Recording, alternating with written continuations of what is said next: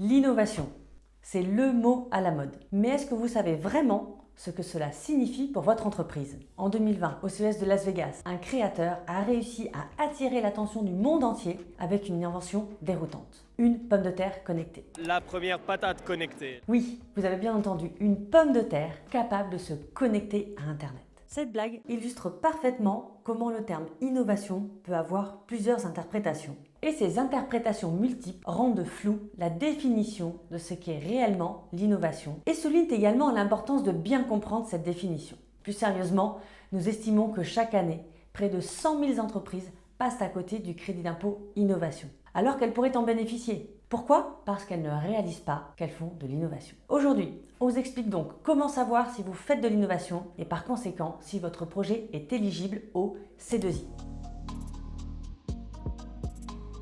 Innover, au sens de l'administration fiscale, cela signifie concevoir un produit ou un logiciel nouveau ou qui présente des caractéristiques nouvelles par rapport à ce qui existe déjà. L'innovation s'appuie donc sur une analyse du marché. Concrètement, cela revient à se demander, est-ce que, par rapport à la concurrence, mon produit apporte quelque chose de nouveau? Cette question en amène naturellement une nouvelle. Que signifie quelque chose de nouveau? Comment s'apprécie la nouveauté? Faire un produit bleu quand il n'existe sur le marché que des produits jaunes, est-ce une nouveauté suffisante pour qualifier mon produit d'innovant et me permettre d'obtenir du crédit d'impôt innovation? C'est ce que nous allons voir. L'administration fiscale a donné sa propre définition de l'innovation. Pour être qualifié d'innovant, le produit doit présenter des performances supérieures par rapport aux produits existants sur le marché. Que vous soyez sur une innovation de rupture, vous travaillez sur un produit complètement inédit, comme le premier smartphone ou la première imprimante 3D, ou sur l'amélioration de produits existants, cette supériorité des performances peut être évaluée sous 4 angles différents. Tout d'abord, la technique. C'est sans doute la dimension la plus courante. Votre produit peut intégrer une technologie complètement nouvelle, comme dans le cadre d'une innovation de rupture, ou bien proposer des améliorations significatives des performances techniques classiquement atteintes, débit, vitesse, poids, par les produits existants. Par exemple, si vous développez une nouvelle version d'un logiciel avec une plus grande capacité de traitement des données, qui offrirait des performances de stockage ou de mémoire inégalées, c'est de l'innovation technologique. Attention, ces gains de performance doivent bien entendu être significatifs et mesurables. Autre plan d'innovation, l'éco-conception. L'innovation peut ainsi aussi résider dans la manière de concevoir un produit pour réduire son impact environnemental tout au long de son cycle de vie. Par exemple, un emballage de yaourt en amidon de pommes de terre plutôt qu'en plastique, c'est innovant.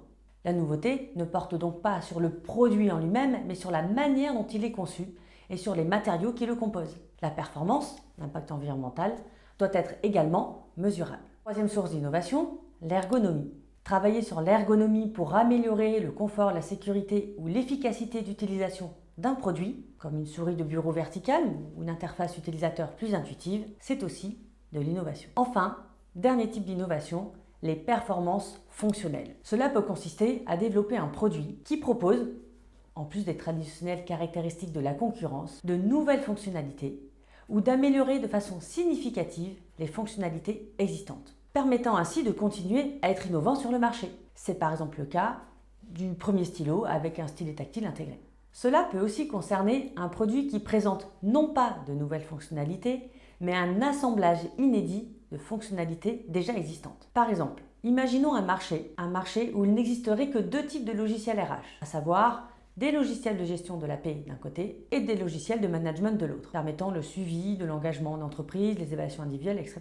Si une entreprise développait le premier logiciel réunissant ces 2 fonctionnalités, elle créerait alors un produit innovant parce que la réunion de ces 2 expertises permet de proposer des performances fonctionnelles nouvelles ou supérieures au logiciel existant. Elle pourrait donc bénéficier du crédit d'impôt innovation. Dans sa définition de l'innovation admissible au C2I, l'administration se concentre sur la conception de nouveaux produits, qu'ils soient corporels, c'est-à-dire un bien que l'on peut toucher comme un téléphone, ou incorporels, comme un logiciel, une plateforme ou une application web. En revanche, les innovations de services ou de procédés ne sont pas éligibles au crédit d'impôt innovation, sauf si elle repose sur un bien corporel ou incorporel nouveau. Par exemple, Airbnb propose un service de mise en relation entre particuliers pour les locations de vacances. Mais ce service repose sur une plateforme qui était innovante au moment de sa sortie car elle proposait des fonctionnalités inédites aux utilisateurs. Ils étaient donc éligibles au C2I. Autre subtilité, les développements à façon, c'est-à-dire les produits personnalisés pour l'usage interne d'un client et qui ne sont pas destinés à être mis sur le marché, sont exclus du C2I. En résumé, je suis éligible au crédit d'impôt innovation si je conçois un produit, matériel ou immatériel, à destination du marché et que ce produit apporte un élément de nouveauté par rapport à la concurrence sur le plan de la technique, de l'éco-conception, de l'ergonomie ou des fonctionnalités. Toutes les étapes de développement du produit ne sont pas éligibles au C2I. Seules les phases de conception, prototypage et évaluation des performances sont concernées. Le C2I peut donc prendre en compte les phases suivantes: la définition du cahier des charges fonctionnelles et techniques, le maquettage, la réalisation des POC, du MVP, les différents prototypes ou encore les phases de test de ces prototypes. Par contre, les temps et coûts alloués aux phases d'études de marché, de mise en production, de commercialisation ou encore de communication ne sont pas éligibles au crédit d'impôt.